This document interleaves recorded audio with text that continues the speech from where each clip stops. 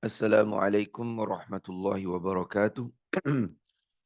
A'udzu billahi minasyaitonir rajim. Bismillahirrahmanirrahim. Alhamdulillahi rabbil alamin wassalatu wassalamu ala asyrafil mursalin sayyidina Muhammadin wa ala alihi wa sahbihi ajma'in. Subhanaka la nuhsi thana'an 'alaika anta kama athnayta 'ala nafsik. Falakal hamdu hatta tarda wa lakal hamdu idza radita wa lakal hamdu ba'da ridak. نويت التعلم وتعليم وتذكرا والتذكير والنفع والانتفاع والإفادة والاستفادة والحث على التمسك بكتاب الله وسنة رسول الله صلى الله عليه وسلم والدعاء إلى الهدى والدلالة على الخير ابتغاء وجه الله مرضاته وقربه وثوابه سبحانه وتعالى وإلى حضرة النبي محمد صلى الله عليه وسلم. الفاتحة. أعوذ بالله من الشيطان الرجيم. Bismillahirrahmanirrahim. Alhamdulillahirabbil alamin. Arrahmanirrahim. Malik yaumiddin. Iyyaka na'budu wa iyyaka nasta'in. Ihdinas siratal mustaqim. Siratal ladzina an'amta 'alaihim ghairil maghdubi 'alaihim waladdallin. Amin. Alhamdulillah. Hari ini kita menyambung usaha kita untuk mendalami makna daripada 10 ayat pertama surah Kahf dan juga 10 ayat terakhir dari surah yang sama, dan kita masuk kepada ayat yang ketiga, tapi ayat ketiga tak dapat kita fahami melainkan kita melihat pada ayat kedua yang telah kita hafalkan, ya. Jadi kita tengok dulu ayat kedua sebagai peringatan, sebagai ulang kaji, kemudian kita akan faham kenapa diturunkan ayat yang ketiga. أعوذ بالله من الشيطان الرجيم. بسم الله الرحمن الرحيم. قيما لينذر بأسا شديدا من لدنه ويبشر المؤمنين الذين يعملون الصالحات أن لهم أجرا حسنا ماكثين فيه أبدا. Jadi dia beritahu tentang ayat kedua ialah untuk menerangkan antara fungsi-fungsi Al-Quran ialah untuk memberikan amaran kepada orang-orang yang ingkar dengan azab yang seberat-beratnya dari sisi Allah. Jadi fungsi pertama antara fungsi Al-Quran ialah untuk memberikan amaran. Kalau siapa ingkar, kalau Allah suruh buat sesuatu dan kita langgar, kalau Allah kata jangan buat tapi kita buat, maka ini satu amaran. Kesan daripada perbuatan tersebut. Dan juga Al-Quran juga yang pernah kita pelajari dalam surah Al-Mulk sebelum ini, dia memberi kabar gembira. Jadi Quran ni dia adalah Quran ini menampakkan keadilan Allah SWT. Allah ni memberikan amaran bagi orang-orang yang buat kejahatan, tapi Allah juga beri kabar gembira untuk berbuat baik. Sebab apa? Manusia ni ada dua. Satu yang sentiasa buat baik, yang tiga. Manusia ada tiga. Ada yang selalu buat baik, sentiasa dalam kebaikan. Ada manusia yang sentiasa dalam kejahatan. Dan ada manusia yang mana dia ini, bila dia jahat, dia nak jadi baik. Jadi itu semua kategori manusia. Jadi manusia ni Allah kasih harapan. Kalau dia ni jenis yang memang baik, Allah berikan dia kabar gembira. Oh, gembira. Gembiranya kenapa? Kalau kau buat baik ni, tak rugi. Kalau kau tak buat jahat ni, tak rugi. Sebab kadang-kadang kita merasakan kalau orang tu, tengok orang tu, dia dalam keadaan dia jahat, keadaan dia buat kemungkaran, tak jadi apa-apa pun pada dia, kan? Jadi Allah berikan kita peringatan. Kalau dia buat jahat tu, walaupun nampak tak kena apa-apa, nanti ke akhirat ada yang menanti. Itu sebab para ulama mengatakan, datuknya Nabi, namanya Abdul Muttalib, dia ini dikatakan orang yang beriman. Kenapa dia dikatakan orang yang beriman? Antara sebabnya ialah dia ini punya akidah tentang hari akhirat. Dan orang kalau dia ada akidah tentang hari akhirat, maka dia ini adalah orang yang percaya ada Tuhan yang berkuasa di hari akhirat. Jadi dia orang berakidah baik. Kenapa? Abdul Muttalib dahulu, Datuk Nabi SAW, dia pernah mengatakan, aku melihat orang-orang yang di zaman aku, bila mana dia buat jahat, dia ini tak mati melainkan dalam keadaan dia disiksa dahulu sebelum dia mati. Maknanya apa? Kalau dia ni orang yang pernah buat jahat, kalau nak mati mesti merana. Tapi ada juga orang yang aku lihat bahawasanya dia ni buat jahat waktu dia hidup, tapi tanda mati macam tak apa-apa pun. Macam tak bersalah pun bila mati tenang aja. Dalam keadaan tidur lah. Dalam mati dalam keadaan tak kena azab apa-apa. Maka di situ kata Abdul Muttalib, aku yakin ada hari akhirat, ada Tuhan yang akan membalas di hari akhirat. Kenapa? Sebab dunia ni adil. Maknanya apa? Kalau kat dunia kau tak kena, akhirat mesti ada satu tempat yang kau kena. Jadi jangan kita pernah rasa susah hati kalau orang buat zalim, macam tak kena apa-apa pun, sebab dia ada balasan dia di akhirat. Gitu juga kita kalau buat baik, buat taat, rasa macam tak ada dapat apa-apa pun. Orang jahat kalau dia tak sembahyang jadi kaya. Kita ni dah sembahyang 5 waktu pun masih tak kaya-kaya pun, jangan risau sebab kekayaan ni datang di hari akhirat. Jadi kabar gembira untuk kita. Kan? Dan juga kabar gembira untuk orang yang dah biasa buat jahat tapi dia nak bertaubat. Dan dengan sebab taubat itu menjadi pengganti yang lebih besar daripada apa yang dia dapat waktu dia jahat dahulu. Jadi orang kalau baik, kesimpulan dia bagi ayat kedua, orang kalau baik tak pernah rugi. Orang kalau buat baik tak pernah rugi. Maka maaf malam karaoke ke apa ni, suara serak betul. Maka kita lihat bahawasanya Buya Hamka, ulama Indonesia dalam tafsirnya, tafsir Al-Azhar, Buya Hamka. Kalau ada masa beli tafsir Al-Azhar. Cuma nak baca dia tebal sangat tafsir Al-Azhar ni. Kan kena sanggup baca lah kalau nak. Dia mengatakan dalam tafsir Al-Azhar, mengatakan bahawasanya yang dimaksudkan kabar gembira bagi orang beriman adalah di dunia dan di akhirat. Tadi saya terangkan kebanyakan ayat ini merujuk nampaknya macam cakap pasal akhirat semata-mata. Kata Buya Hamka tak. Untuk orang beriman, kabar gembira tu dekat dunia dapat. Apa dia? Ketenangan jiwa. Orang yang beriman dan dia buat ketaatan, apa Allah beri pada dia? Ketenangan jiwa. Liyazdadu imanan ma'a imanihim. Ditambah iman mereka di atas iman mereka yang sedia ada. Dia dibuang rasa gelisah. Jadi orang kalau buat maksiat, orang kalau tidak beriman, dia mungkin nampak senang. Tapi kesenangan itu tak dapat menutup atau menghilangkan keresahan, kegelisahan. Sebab apa? Nabi mengatakan dalam hadis Nabi SAW, manusia ini yuladu alal fitrah. Manusia ini lahir atas fitrah. Atas apa? Atas akidah yang benar. Bayi semua tu. Sebab bayi kalau mati semua masuk syurga belaka. Kenapa? Sebab akidahnya bersih. Allah adil. Semua tu kalau lahir tu semua atas fitrah. Atas akidah yang bersih. Maka kalau kita memilih akidah yang terpesong, kalau kita memilih buat dosa, ia menyalahi fitrah kita. Dan kalau sesuatu menyalahi fitrah kita atau kebiasaan kita yang Allah telah letakkan semula jadi dalam diri kita, kita akan rasa menggelisah. Kita akan rasa menggelisah. Sebab kita ni orang beriman. Kalau kita kadang nak tahu iman kita macam mana, kalau datang benda tak baik, ada rasa tak sedap. Terutama kadang-kadang buat makan. Kita nak depan kedai ni, boleh makan ke tak ni? Halal ke tak ni? Kan? Datang rasa tak sedap. Kenapa? Seolah-olah ada percanggahan. Aku nak makan, tapi hati aku kata, tak sedap. Itu apa yang membantu kita adalah hati yang bersih. Hati yang bersih ini dia membantu kita untuk sentiasa memantau keputusan kita. Jadi orang kalau beriman, dia ada ketenangan. Kenapa? Itu memang jaminan Allah. Sebab apa? Sesuai dengan fitrah dia. Sesuai dengan apa yang Allah berikan pada diri dia. Jadi orang yang kalau antara azab bagi orang yang tidak beriman atau orang yang bermaksiat ialah dia tak ada ketenangan sebagaimana tenangnya orang beriman. Jadi pengajaran untuk kita pula, jangan pernah rasa resah kat hidup ini sebab kalau namanya beriman itu adalah kemenangan ataupun kenikmatan yang paling utama, yang paling besar. Jangan hilang nikmat ini, jangan hilang kemenangan ini. Sebab orang kalau beriman, apa pun jua keadaan sekalipun dia menang. Apa jua keadaan sekalipun, dia telah berjaya. Orang kalau beriman, kalau dia sakit, dia telah jadi orang yang berjaya. Dia tetap dapat orang jadi orang yang mulia. Orang kalau dia beriman, walaupun dia miskin, dia tetap mulia. Orang kalau beriman, dia dalam peperangan Uhud. Para ulama mengatakan, bila katakan peperangan Uhud, siapa yang tahu pasal peperangan Uhud, ialah peperangan yang mana orang-orang Islam pada awal peperangan tersebut kalah. Dalam peperangan tersebut pada awalnya menang.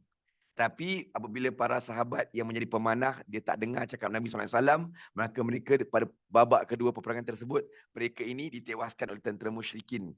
Lebih kurang 70 sahabat Nabi mati syahid. Kalau sahabat pernah pergi umrah, dia ada tempat namanya Makam Syuhada Uhud. Ya, di situ 70 orang sahabat Nabi dimakamkan. Nah, dikisahkan kat sini bahawasanya ulama' beza pendapat. Perang ni orang Islam menang ke orang Islam kalah? Ada yang mengatakan orang Islam kalah sebagaimana dalam peperangan tersebut. 70 orang syuhada, 70 orang mati syahid. Ada yang mengatakan bahawasanya seri. Macam bola pula, satu sama. Sebab mulanya orang Islam menang, kemudian orang Islam kalah. Tapi ada pendapat ketiga mengatakan orang Islam ni menang. Kenapa? Sebab dia orang Islam. Orang kalau dia beriman, selamanya dia menang. Sebab tak ada kemenangan yang lebih besar daripada ada iman tu sendiri. Kenapa? Dengan adanya iman, ada jaminan syurga. Dengan adanya iman, ada jaminan ketenangan. Itu jamin. Jadi kalau kita mati dalam keadaan beriman, kan? Nabi kata, La ilaha illallah Muhammadur Rasulullah miftahul jannah. Itu dapat kunci syurga. Kan? Itu jaga kunci syurga. Allah dah letakkan bagi kita semua ni, kunci-kunci syurga belaka. Jangan ceceh. Jangan hilang. Jangan keluar rumah, ada kunci. Masuk rumah balik, nak masuk balik rumah tu. Dah keluar daripada syurga. Maksudnya apa? Kita ni asal daripada syurga. Kan dia keluar daripada syurga, dah bawa kunci, kan berlaku selalu, dah keluar rumah, dah bawa kunci, separuh jalan kuncinya cecer, tertinggal kat pejabat, tinggal kat pasar, tinggal kuncinya. Nak masuk balik syurga tu kuncinya tak ada, kena tunggu sampai jumpa. Nah, jadi kita jangan hilang kunci, bawa selalu, letak dalam poket, letak dalam dompet dan bawa selalu. Nah, itu penting kuncinya syurga. Itu sebab jaminan Allah ya ialah nikmat kita ni nikmat iman. Dan jadilah orang yang sentiasa bersyukur. Nabi kata, Nabi ibadah Nabi ialah sampai kaki Nabi tu bengkak. Nabi kalau solat malam, kaki Nabi sampai bengkak. Isteri Nabi Sayyidatina Aisyah kata, tengok suami ibadah sampai kaki bengkak-bengkak. Dia kata, apa ya Rasulullah, kenapa ibadah sampai kaki bengkak-bengkak? Kan kaki sampai bengkak engkau ni Nabi, dosa dah dihapuskan, dosa terdahulu dah dihapuskan, dan dosa akan datang pun dihapuskan kalau ada. Maka tak ada dosa. Kenapa masih ibadah? Nabi kata, afala akuna abdan syakur. Apakah aku tak boleh menjadi hamba yang bersyukur? Jadi kita ni jadi orang beriman. Kalau ada musibah apa-apa pun, bersyukurlah. Ada tempat kembalinya. Maksudnya apa? Kita resah, kita tertekan, kita ada ujian, nanti kita ada tempat kembali apa? Tenangnya datang bila? Datangnya bila mana kita sebut nama Allah. Datangnya bila kita sedar, ini datang daripada Allah. Datangnya bila macam mana kita susah, kita stres pun, pagi-pagi pukul 4:30, aku masuk kelas Quran, rasa tenang. Rasa terangkat masalah aku. Rasa ringan. Itu kan nikmat. Ada tempat bergantung dan tempat bergantung yang paling kukuh. Nah, itu dia nikmat ni. Ni nikmat yang tak dapat digantikan mana-mana nikmat yang lain. Ada nikmat sakit dapat nikmat ubat. Ada nikmat miskin mungkin dapat harta kaya. Tapi nikmat resah tu tak boleh beli dengan harta benda. Nikmat gelisah tak boleh beli dengan harta benda. Nikmat rasa jiwa yang tak tenang tak boleh beli dengan harta benda.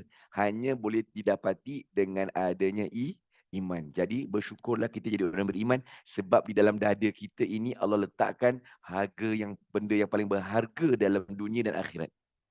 Berharga di dunia sebab ada ketenangan, kata Buya Hamka. Berharga di akhirat sebab menjadi jaminan syurga. Ayat ini ayat kedua. Ayat kedua. Maka sambung ayat ketiga. Ayat ketiga, makithina fihi abada. Mereka tinggal tetap dalam balasan yang baik itu selama-lamanya. Jadi kita dalam keadaan yang baik selama-lamanya.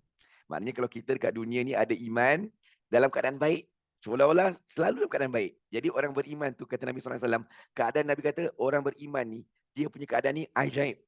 Ajaib orang beriman ni. Kenapa?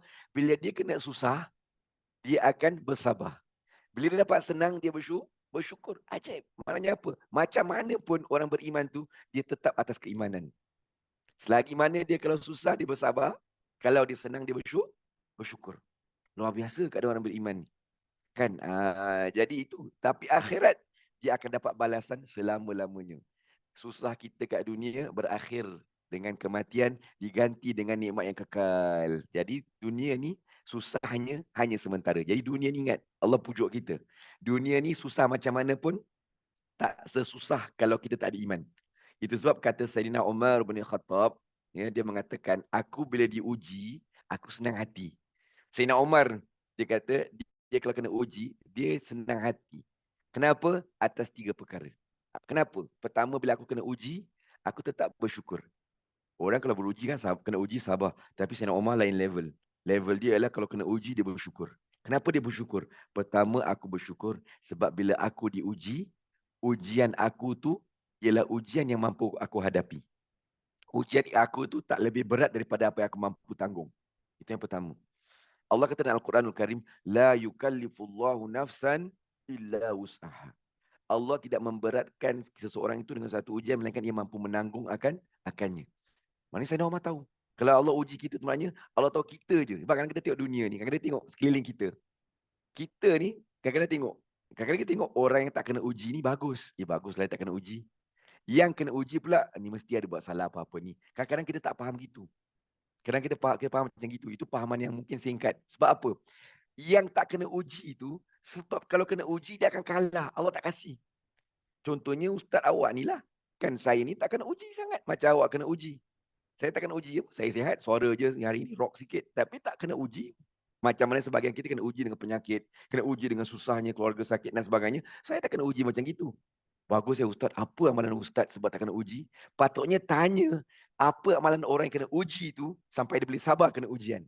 Jangan tanya orang kenapa tak kena uji. Sebab dia tak kena uji mungkin sebab dia tak kuat iman. Dia tak kuat.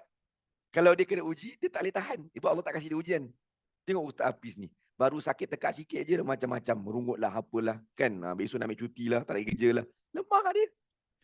Tapi tengok orang-orang yang sakit. Pagi-pagi dah masuk kelas mengaji.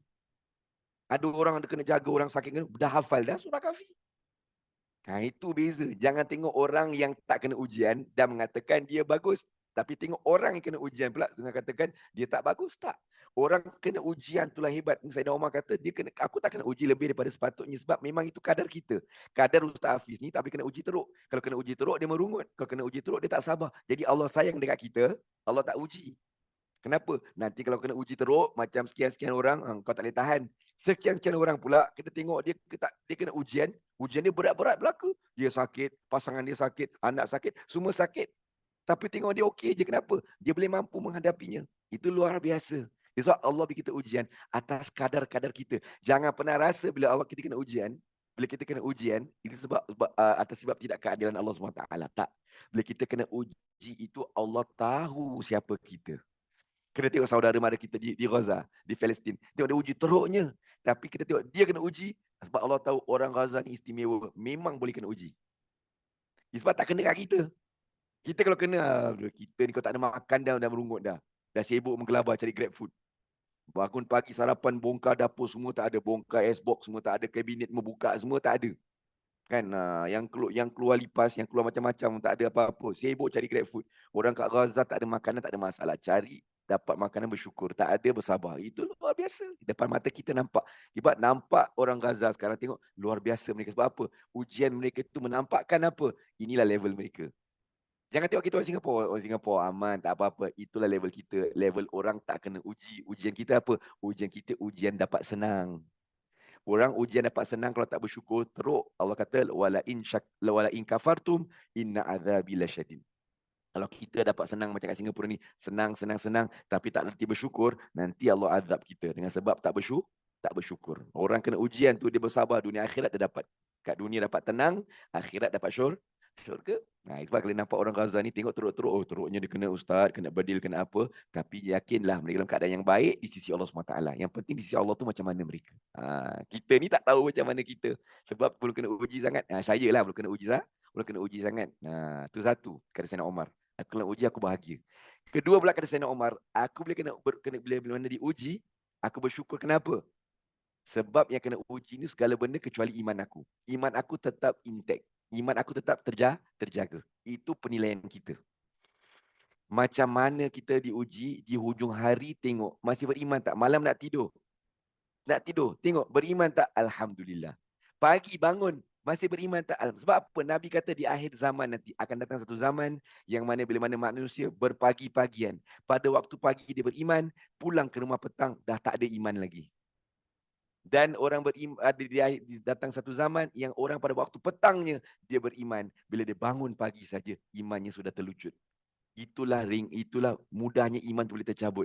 Jadi kalau kita kena ujian apa-apa pun, tengok iman kita macam mana. Kalau iman kita intact, Alhamdulillah. Sebab apa? Itu paling berharga. Kita pergi pasar, kasih contoh senang. Kunci, ingat kunci kan? Kunci. Kita pergi pasar, bawa kunci. Kan? Kita bawa kunci. Keluar di pasar, beli macam borong lah, macam-macam kan. Beg 5-6 plastik, beli borong, macam-macam. Beli ikan, beli udang, beli apa. Balik nak buat, shell out. Kan, bawa macam-macam. Kan, bawa kunci. Nah, sekarang, mana satu musibah lebih besar? Time kita balik rumah, kunci tu satu aja.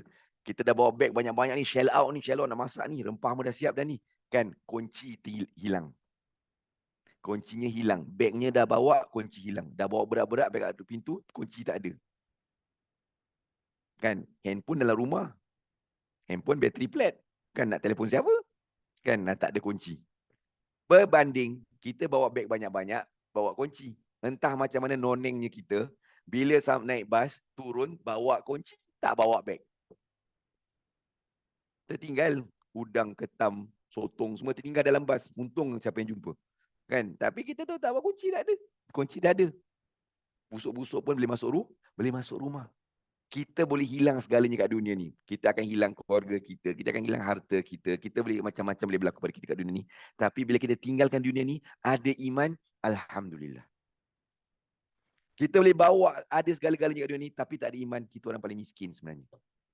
Tak ada iman, kita ada semua tapi tak ada iman, miskin. Kita ada iman, tak ada semuanya, kita orang paling kaya dan paling bahagia. Faham gitu? Sebab Nabi SAW dalam peperangan Uhud, saya suka kisah ni. Dalam peperangan Uhud, Nabi hilang 70 sahabat. Nabi hilang 70 sahabat. Yang semua yang sayang Nabi sayang belaka. Yang Nabi sayang Sayyidina Hamzah, pakcik kesayangan Nabi. Pakcik pertama yang beriman. Sayyidina Hamzah bin Abdul Muttalib mati dalam keadaan dadanya dibelah, hatinya dilapah. Kan dalam keadaan gitu, hidungnya dipotong, telinganya dipotong digunakan anting-anting oleh orang musyrikin Mekah. Gitulah keadaan dia.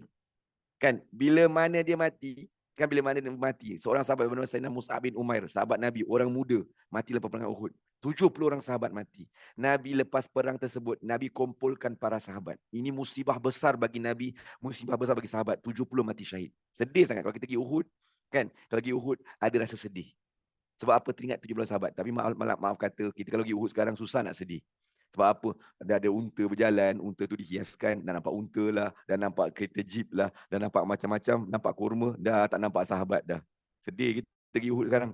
Kan ada merpati pula, sibuk main merpati pula. Macam kat Singapura tak ada merpati. Sibuk bawa tabur pula. Aduh. Kan jadi Nabi kumpul sahabat 70 orang. Nabi kata apa? Allahumma habib ilainal iman wa zayyinhu fi qulubihim wa karrih ilainal kufra wal fusuqa wal isyan waj'alna minar rasyidin.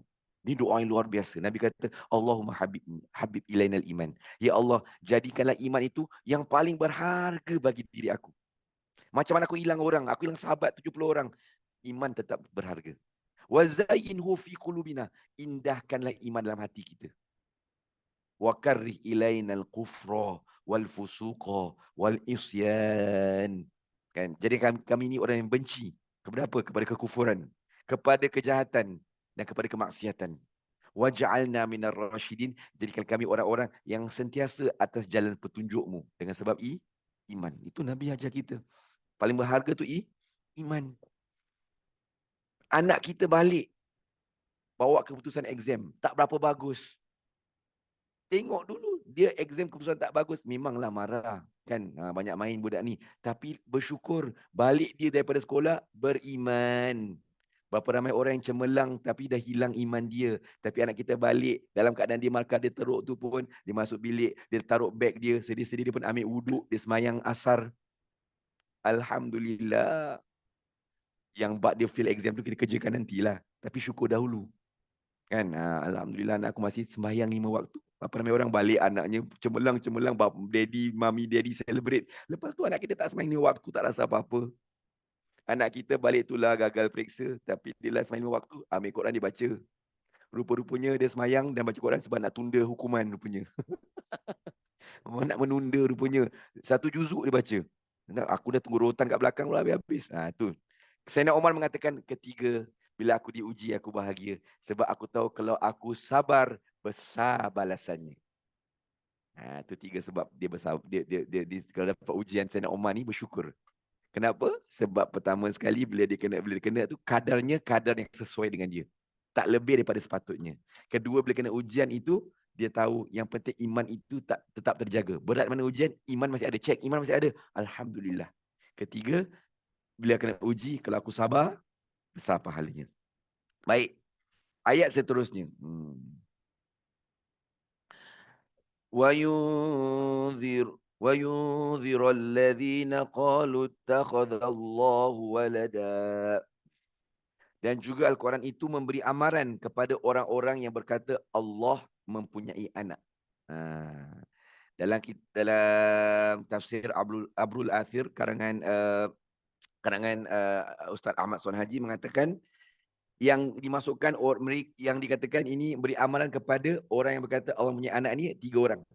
3 jenis orang yang mendapat amaran. Pertama ialah orang-orang musyrikin Mekah. Orang-orang musyrikin Mekah membuat berhala. Kan antara sebab dia buat berhala ialah seolah-olah kerana dia ingin mencipta, mengimajinasikan bahawa ia itu malaikat. Jadi orang-orang musyrikin Mekah, mereka membayangkan malaikat. Jadi orang musyrikin Mekah percaya pada malaikat. Tapi bukan malaikat kita percaya, tapi mereka sendiri percaya Allah tu ada malaikat. Dan malaikat Allah itu 2. Satu, dia jantina, dia perempuan. Dan mereka tu anak-anak Tuhan. Itu orang musyrik Mekah teruk. Dia kata, ni malaikat-malaikat yang ada ni, sebenarnya mereka ni semuanya anak Tuhan. Dan mereka semua perempuan belaka. Jadi nak jadikan peringatan bagi diri mereka, dibuatlah berhala-berhala. Ya, antaranya berhala dia ada jantina. Lata, Uzza, tak silap saya, Hubal, tiga berhala besar kat Mekah ni, semua jantinanya perempuan. Kenapa? Mengambil sempena anak-anak Tuhan yang perempuan. Itu dia fahaman dia. Jadi Allah murka. Allah murka. Paling teruk amalan itu pada orang-orang yang mengatakan sesuatu yang Allah tak ada pada Allah SWT. Allah ni tak beranak. Lam yalid wa lam yulad. Dia tak beranak dan tak diberanakkan. Menyamakan Allah dengan sesuatu, dengan keadaan, dengan sifat manusia, itulah satu dosa yang paling keji sekali. Sebab kalau baca ayat ini, kan, kalau baca kaedah dia. Ni kalau kita, Ustazah Rakia mesti pernah sampaikan. Ya? Kalau baca ayat macam ini, keji kan. Allah ni ada anak perempuan. Keji. Mengatakan Allah seolah-olah Allah beranak. Macam sifat kita. Sebab sifat beranak ni, sifat beranak ni, kan, ialah sifat yang sebenarnya bagi seorang wanita tu kan, keluar segala darah, nifas, kotor. Benda yang memang gembira. Tapi untuk manusia tu prosesnya kan keluar kotoran dan sebagainya. Jadi tak sesuai dengan Allah SWT. Untuk ada anak, dari segi segala aspek pun.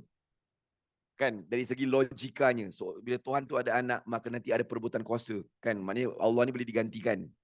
Kalau dia ada anak, kalau dia ada anak, macam mana, kan, dia ada anak, maknanya proses kelahiran dan sebagainya. Jadi tak sesuai, tak boleh bayang, akal manusia yang sihat, iman yang sihat, tak boleh bayangkan Tuhan ni ada Tuhan, ada anak. Tak boleh. Allah tu ahad, satu je, zat dia satu, sifatnya satu je. Dia tak ada macam yang kita bayangkan. Jadi tak boleh bayangkan. Kalau baca ayat ini, kaedahnya yang ada macam gini. Bila kita baca ayat, kita baca tafsirnya, membayangkan Tuhan yang ada anak, dipelankan bacaan kita. وَيُنذِرَ الَّذِينَ قَالُوا اتَّخَذَ اللَّهُ وَلَدًا. Kaedahnya gitu. وَيُنذِرَ الَّذِينَ قَالُوا اتَّخَذَ اللَّهُ وَلَدًا. Sebab apa? Tak bagus lah cakap macam Tuhan macam gitu. Jadi macam kata-kata ni keji lah, buruk sangat lah. Macam kita kalau benda tak baik nak cakap kuat, kita tengah makan satu meja. Kan, ni dulu ni pantang, keluarga saya pantang, mak saya ada ni. Kita pantang gini kalau makan satu meja.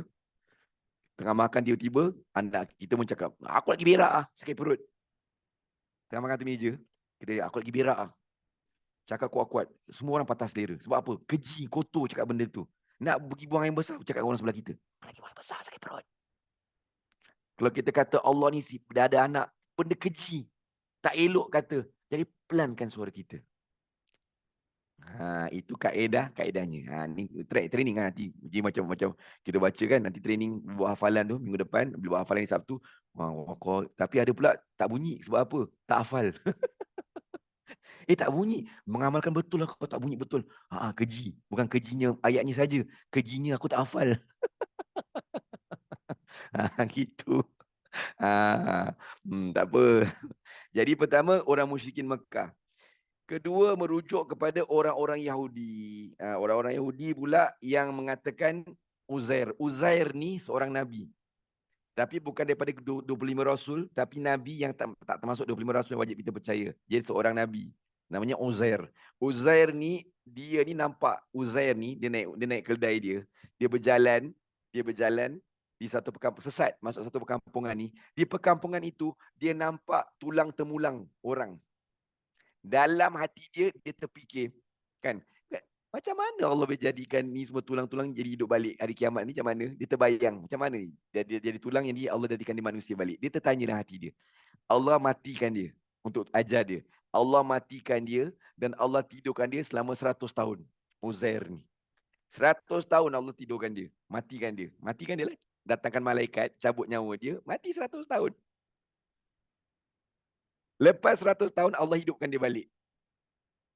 Lepas 100 tahun Allah hidupkan dia balik. Kenapa dia tahu demikian? Satu, Allah beritahu pada dia. Kedua, dia tengok bila dia sadar balik. Dia ingatkan apa?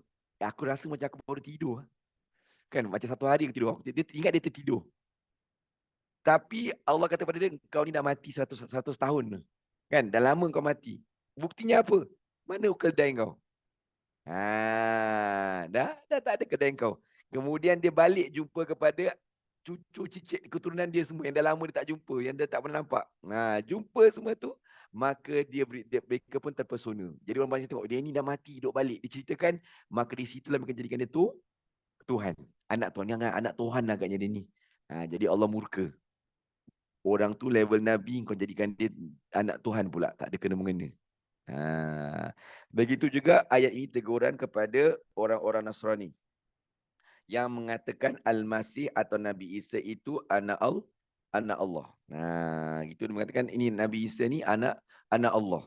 Itu pun salah. Sebab ini fahaman bagi setengah fahaman mengatakan Nabi Isa tu anak Tuhan. Ini pun bermasalah juga. Maka itu jadi teguran kepada kita, kepada mereka. Jadi Allah murka dengan orang yang menyifatkan bagi Allah SWT benda-benda yang tak sesuai dengan Allah SWT. Jadi Allah tu sifatnya tidak berat. Sebab ayat yang paling penting ialah dalam surah Al-Ikhlas, lam yalid wa lam yulad. Dia ini Allah yang tidak beranak dan tidak diberanakkan. Allah tu esa, Allah tu sifatnya tunggal, zatnya pun tunggal. Itu dosa paling besar, dosa paling besar ialah syirik. Mengadakan sekutu dengan Allah SWT. Kalau kita kan kata Allah ada anak, maknanya kita mengadakan Allah ni ada sekutu. Ada yang boleh mencabar Allah nanti. Anak boleh mencabar bapa untuk jadi Tuhan. Kita ada potensi untuk persekutuan, maka itu adalah dosa yang paling besar. Al-Kabair. Berhenti dekat sini. Jadi hari ini kita dah tutup, kita dah belajar ayat ketiga dan ayat keempat. Wallahu ta'ala a'lam bisawab. Ni ada masa lagi 22 minit ni kan. Bolehlah sembahyang sunat ke apa ataupun buat hafalan. Jangan tidur. Sebab tidur nanti takut jadi 100 tahun kemudian. Kan sadar dah 100 tahun kemudian. Wassallallahu ala sayyidina Muhammadin wa ala alihi wa sahbihi ajma'in. Walhamdulillahi rabbil alamin. Assalamualaikum warahmatullahi taala wabarakatuh. Terima kasih. Waalaikumsalam warahmatullahi wabarakatuh. Terima kasih Ustaz. Terima kasih Ustaz. Sama. Benar.